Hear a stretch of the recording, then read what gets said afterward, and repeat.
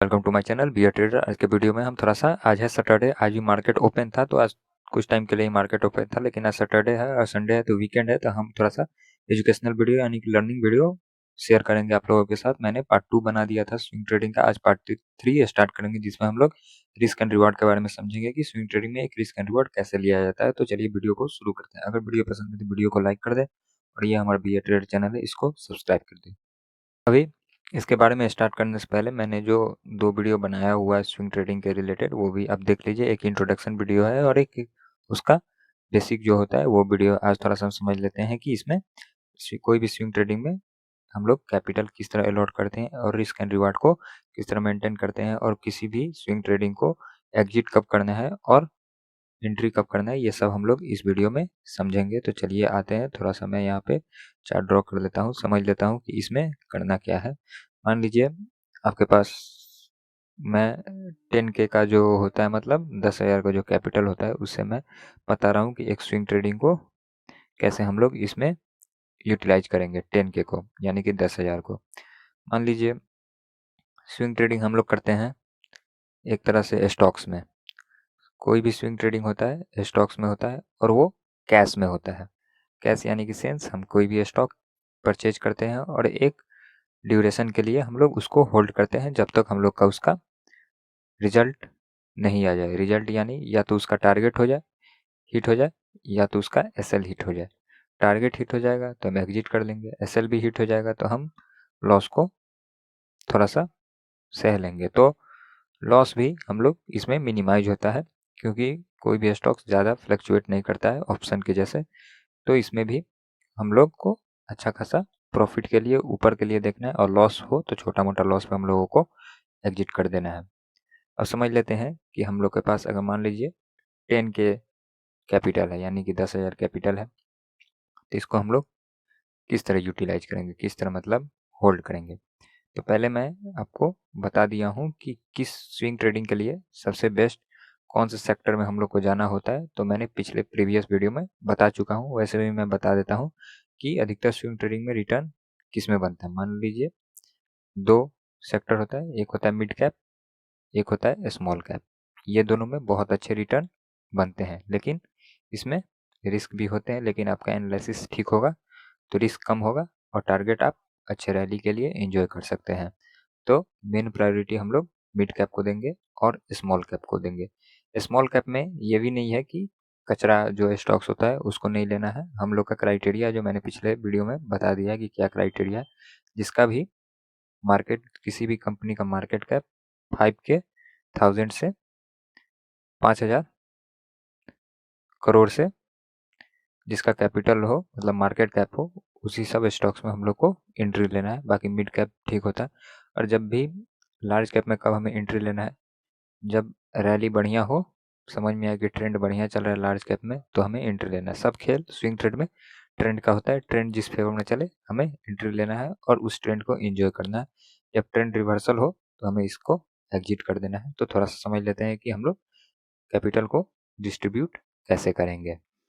अब हम फ्रेंड्स समझ लेते हैं कि हम लोग के पास कैपिटल है 10K, उसको हम लोग डिस्ट्रीब्यूट कैसे करेंगे। पहले समझ लिए, हम लोग का जो 10K का 50 से 60% जो कैपिटल होगा वो जाएगा मिड कैप और स्मॉल कैप में, क्योंकि मिड कैप और स्मॉल कैप का कैपिटल लो होता है, कम होता है, तो इसको बढ़ने का भी चांस, ग्रोथ ज़्यादा रहता है। और हम लोग का 50, यहाँ पे 50 नहीं, यहाँ पे हम 70% कर देते हैं। 70% जाएगा हम लोग का किसमें, मिड कैप और स्मॉल कैप में। बाकी का जो रेस्ट बचा 30% वो हम लोग का लार्ज कैप में जाएगा। लार्ज कैप में भी जो थोड़ा सा मिड कैप से थोड़ा सा जो ऊपर में आते हैं उनमें जाएगा। तो इसमें भी समझ ले, ये 70% का हम लोग को मात्र 20% से 25% जाएगा स्मॉल कैप में, और बाकी का जो रेस्ट जो बचा वो जाएगा हम लोग का मिड कैप में। ठीक है, तो हम लोग समझ लेते हैं कि क्या करना है। तो जैसे मान लीजिए 10K हो गया। 10K मैं आपको सजेशन दूंगा कि इसको डाइवर्सिफाइड हिसाब से इसको आप लोग अलॉट कीजिएगा स्टॉक्स को। जैसे मान लीजिए कि ये स्मॉल कैप हो गया, तो स्मॉल कैप में हम लोग को अधिकतर 5 सेक्टर को प्रायोरिटी में देखना होता है। ये एक कंडीशन है फुलफिल भी हो सकता है, नहीं तो इसमें एक और मैं सेकंड कंडीशन भी बताऊंगा, वो भी आप थोड़ा सा सुनिएगा। ये 10K हो गया। 10K को मैं बोलता हूँ सेक्टर को डाइवर्सिफाइड कर दीजिए, यानी कि मान लीजिए 5 सेक्टर हम लोग का बहुत ट्रेंड में चलता है हरदम, जैसे आईटी का हो गया, जैसे स्टील का हो गया, सीमेंट का हो गया, इंफ्रा का हो गया और रियलिटी का हो गया। मान लीजिए ये सब स्टॉक्स हरदम चलते रहते हैं, लेकिन इनमें भी कभी कभी ट्रेंड आता है जो रैली चलता है। जैसे अभी चल रहा हम लोग का रेलवे स्टॉक्स और रिन्यूएबल वाले जो जितने भी पीएसयू या पीएससी वाले जितने भी कंपनी सबके स्टॉक, मतलब गवर्नमेंट स्पॉन्सरिंग जितने स्टॉक्स है वो सब रैली दे रहे हैं, तो इसको कहते हैं हम लोग ट्रेंड। लेकिन हम लोग डाइवर्सिफाइड करेंगे तो हम लोग सेफ रहेंगे। अगर मान लीजिए आपको सेकंड कंडीशन क्या है, हम लोग को डाइवर्सिफाइड नहीं करना है, तो समझ जाइए कि किसी भी टाइम हम लोग मान लीजिए कि आईटी का ट्रेंड आया हुआ है, तो हम लोग कुछ कैपिटल आईटी के स्टॉक्स में, मतलब मान लीजिए हम लोग के पास 100% है, तो इसमें से 65% या 70% हम लोग आईटी के स्टॉक्स में लगाएंगे। 70% अगर आपको ज़्यादा हो जा रहा है तो आप 50% यूटिलाइज कीजिए, क्योंकि ट्रेंड जब तक रहेगा इसमें हमें अच्छा खासा प्रॉफिट देखने को मिलेगा। बाकी जो रेस्ट बचा वो आप इन सब सेक्टर्स में से भी देख सकते हैं, जो अंडर परफॉर्मिंग सेक्टर है उनमें भी आप लगा सकते हैं। अब बात कर लेते हैं कि 10K कैपिटल है तो इसको हम लोग रिस्क एंड रिवॉर्ड कैसे मेंटेन करते हैं। मैं अपना पर्सनली बताऊं तो मैं 1:3 का रिस्क एंड रिवॉर्ड लेके चलता हूँ, और हमारा ड्यूरेशन रहता है 3 मंथ का। मतलब 3 मंथ तक मैं एक स्टॉक्स को लेके जाता हूँ, या तो उसमें टारगेट हिट हो जाए या तो एसएल हिट हो जाए। 3 मंथ ऐसे भी नहीं है, मतलब मान लीजिए किसी में बहुत जल्दी भी हो जाता है, किसी में टाइम टेकिंग भी हो जाता है। मैं ऑल एन एवरेज 3 मंथ बताया हूँ आपको। बाकी कभी कभी कोई स्टॉक्स 1 महीने में भी चला जाता है, या 6 महीने 5 महीने भी लगा देता है उसको रिजल्ट आने में, या तो एसएल में या तो टारगेट में। तो मैं 1:3 लेके चलता हूँ। 1:3 अच्छा होता है, क्योंकि जितना टाइम से आप होल्ड कीजिएगा आपको रिजल्ट भी बढ़िया मिलना चाहिए। तो 1:3 एक तरह से डिसेंट हम लोग के लिए प्रॉफिट एंड लॉस होगा। मान लीजिए 10:3 कैसे, तो 10% का मैं एसएल लेता हूँ और 30% का मैं प्रॉफिट बुक करता हूँ किसी भी स्टॉक्स को। तो मैं अधिकतर ट्रेंड पे ही एंट्री लेता हूँ, जिस जैसे भी ट्रेंड रहे मैं एंट्री लेता हूँ, या तो ये हो जाए मतलब एसएल हिट हो जाए या तो टारगेट हिट हो जाए।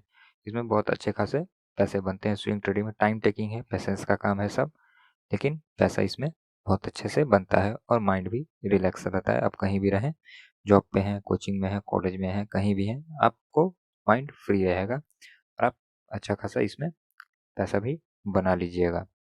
क्योंकि यहाँ पे आपको मेन है, आपको मार्केट में रहना है, तो इसमें टाइम देना पड़ेगा। और स्विंग ट्रेडिंग से आप स्टार्टिंग में स्टार्ट कीजिएगा, 1-2 साल दे दीजिए, प्रॉफिट ले लीजिए। उसके बाद आपको ऑप्शन ट्रेडिंग, चाहे जो भी ट्रेडिंग करना हो, आप उसमें माहिर हो जाइएगा। तो मेरा सजेशन ये रहेगा स्विंग ट्रेडिंग में 1:3 के लिए आप जाएं और अच्छे रिस्क एंड रिवॉर्ड को मेंटेन करें। तो आज के वीडियो में इतना ही। आशा करता हूँ आपको यह वीडियो पसंद आया होगा। अगर वीडियो पसंद आए तो वीडियो को लाइक कर दें, और यह हमारा बी ए ट्रेडर चैनल है, इसको सब्सक्राइब कर दें। Thanks for watching.